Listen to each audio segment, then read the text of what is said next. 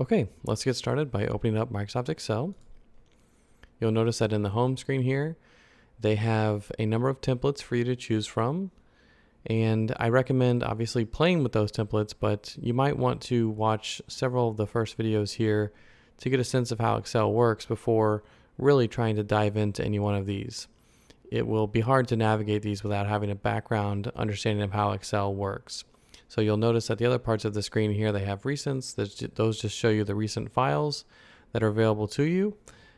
Shared files, if you use the features within Microsoft to be able to share the files that you're working on with other members of your team, and then to go and open up files from an existing location on your computer. Let's start off with some very basic terminology. We're going to open up a blank workbook. That's Microsoft Excel's special wording for the file that you're going to be creating anything in Microsoft Excel. So a lot of people get this confused. There's a big difference between a workbook and a worksheet. This is one workbook here, titled here at the top as Book 2, and the sheet that we're on is sheet number 1. Now you can have many sheets or multiple sheets within one workbook. That's a very important concept to understand. And so we'll start off the very first exercise in just creating one new sheet by going down here to the plus button, clicking that where it says new sheet, okay, and seeing that we've now created sheet 2. There are keyboard shortcuts for creating sheet 2, sheet 3, and so on, and also shortcuts for practically anything that you do in Microsoft Excel. I'll have a special section just for keyboard shortcuts later on.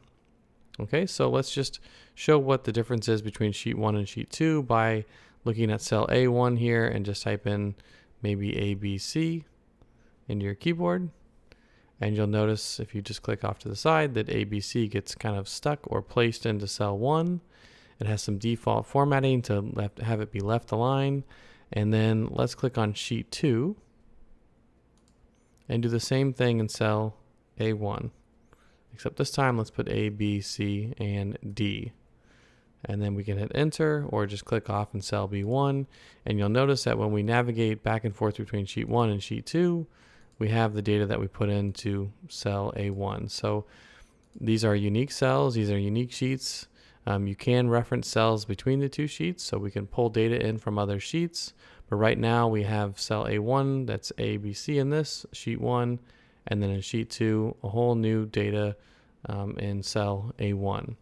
And so this is important when we go to create some pretty sophisticated workbooks where we have many different things on different sheets and we're referencing data between the sheets.